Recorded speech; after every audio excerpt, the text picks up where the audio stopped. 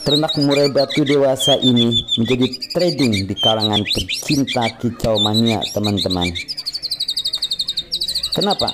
Karena burung murai batu tak pernah sepi pembeli. Permintaan akan burung ini tak pernah surut. Harganya pun stabil, tak pernah anjlok.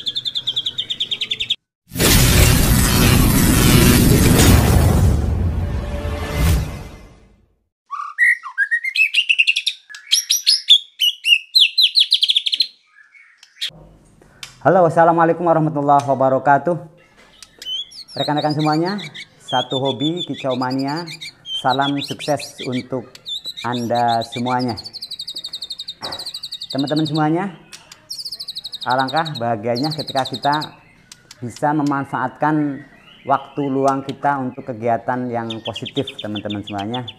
Dan tentunya kegiatan itu yang akan membuat kita bahagia, senang ya. Kita sehat jasmani maupun sehat rohani, teman-teman semuanya. Saya doakan Anda semuanya selalu dalam keadaan sehat dan bahagia. Oke, teman-teman semuanya, pada kesempatan hari ini kita akan berbagi dengan teman-teman semuanya bagaimana caranya beternak murai batu yang benar, teman-teman. Ada beberapa fase yang harus kita lalui, yang harus kita persiapan. Yang pertama adalah kita harus dalam beternak murai batu kita harus mempersiapkan lokasi, teman-teman. Jadi lokasi kandang kita itu harus benar-benar yang pas dan sesuai. Ya, karena apa? Lokasi itu yang pertama, lokasi harus tenang, teman-teman, dan bebas dari gangguan. Ya. Satu adalah gangguan manusia. Ya. Ketika kita beternak murai batu, burung murai batu harus tenang sehingga tidak sering dilewati oleh kita semuanya. Pertama ya. Lalu yang kedua adalah gangguan hewan, teman-teman. Ya. Bagaimana kita men-setting burung kita itu, kandang kita itu di tempat yang aman dari hewan, terutama yang jadi momok bagi kita semuanya adalah tikus ya. Tikus itu binatang yang cukup cerdik, dia sulit kita kendalikan, teman-teman semuanya. Nah, lalu juga ada hewan yang lain yang mengganggu seperti ular dan lain sebagainya. Maka pemilihan lokasi tempat kita breeding itu harus tepat. Ya, terutama harus dekat dengan kita ya, berada di belakang rumah atau berada di atas. Kita buat semacam ada tingkat ya, di lantai berapa kayak gitu. Yang penting burung kita harus benar-benar aman ya, burung kita harus tenang, tidak ada gangguan ya. Itu adalah pemilihan lokasi harus benar-benar pas, teman-teman semuanya. Lalu yang selanjutnya adalah tentang pembuatan kandang ya. Pembuatan kandang harus kita pikirkan benar-benar secara matang, teman-teman semuanya. Kandang harus kita buat secara baik, tidak harus mewah ya, harus baik agar ketika nanti burung kita produksi itu bisa nyaman ya. Juga kita tidak terlalu menguras tenaga dalam kita beternak. Maka saya sarankan kepada teman-teman semuanya, sebelum Anda membuat kandang harus Anda pikirkan matang-matang ya, ukurannya seperti berapa ya, model kandangnya seperti apa. Dan dalam pembuatan kandang, teman-teman semuanya, kita harus setting supaya kandang itu aman ya, aman dari gangguan hewan, teman-teman ya. Kita buat semacam tidak langsung ke pintu, kita harus ketika ada hewan mau masuk ke situ itu ada sulit ya. Jadi tidak harus dari lantai itu, pintunya harus lebih tinggi, teman-teman, harus lebih tinggi. Lalu kita dibuat berlapis, teman-teman ya. Seperti kandang saya itu ada 3 lapis ya. supaya burung kita, ketika burung kita lepas, karena kita kadang-kadang kan ketika ngasih makan atau kita lagi berada di kandang, kadang-kadang pintu utama kebuka, maka akan keluar burung ya. Apalagi ketika burung itu lagi kejar-kejaran, itu biasanya cepat sekali mencari tempat yang kosong, dia akan keluar teman-teman. Maka kita usahakan kandang itu berlapis teman-teman semuanya. Jadi pertama satu kandang lalu dilapisi supaya aman, ada lapis 2 dan lapis 3 ya. Dalam arti ketika keluar dari kandang yang pertama bisa masuk ke kandang yang nomor 2 ya. Maka dia akan tetap di situ. Kita ada tutupnya. Keluar ke mana? Keluar lagi, kita juga masih tetap aman di dalam ruangan itu teman-teman. Jadi harus berlapis, kandangnya harus berlapis-lapis ya. Dalam arti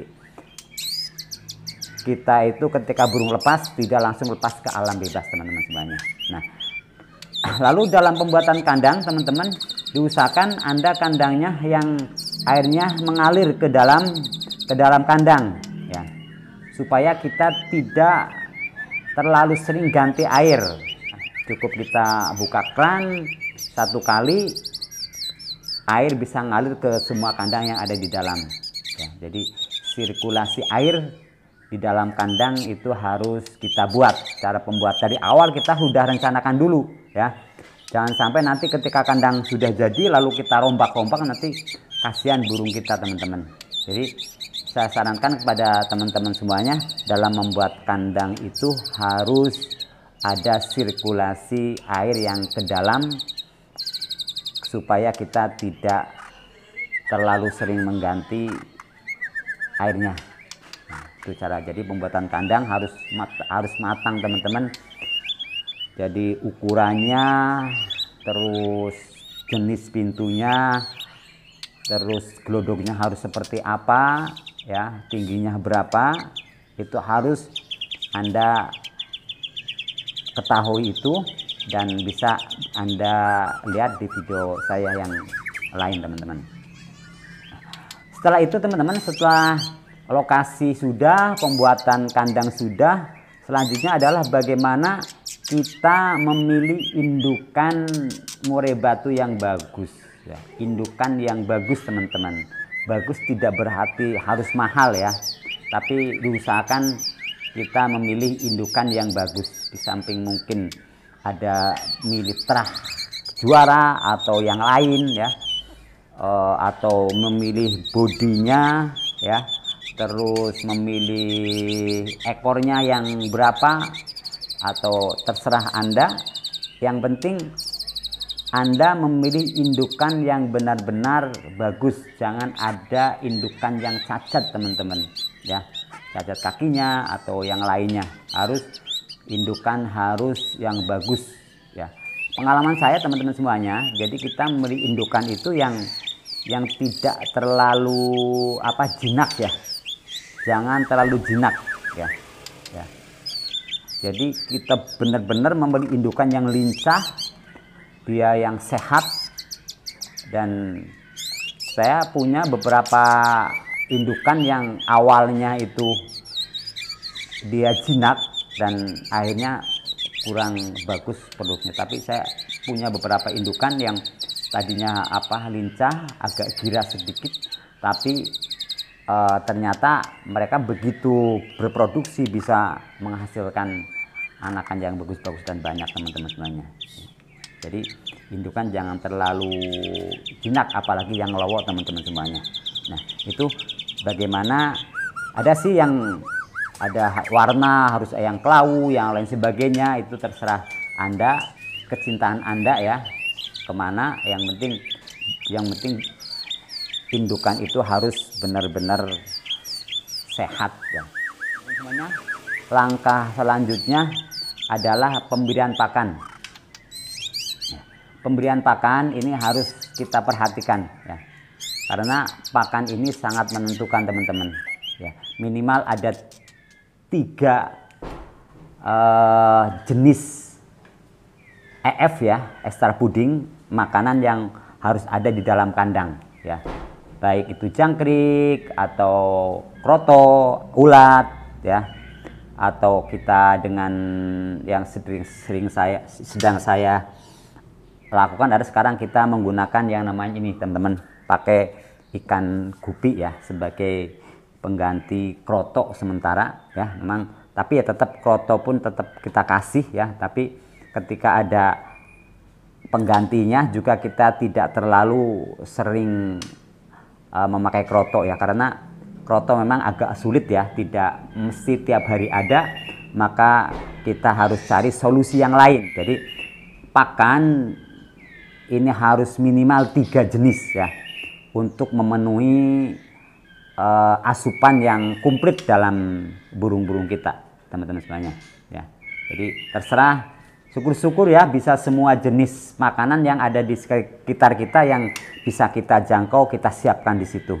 Ada kroto, ada ulat, ada jangkrik, ada ikan, ada cacing ya, ada ulat kandang, ulat Hongkong ya, terserah. Yang penting tidak hanya satu jenis pakan, minimal ada 3 jenis pakan yang harus kita persiapkan tiap hari teman-teman semuanya.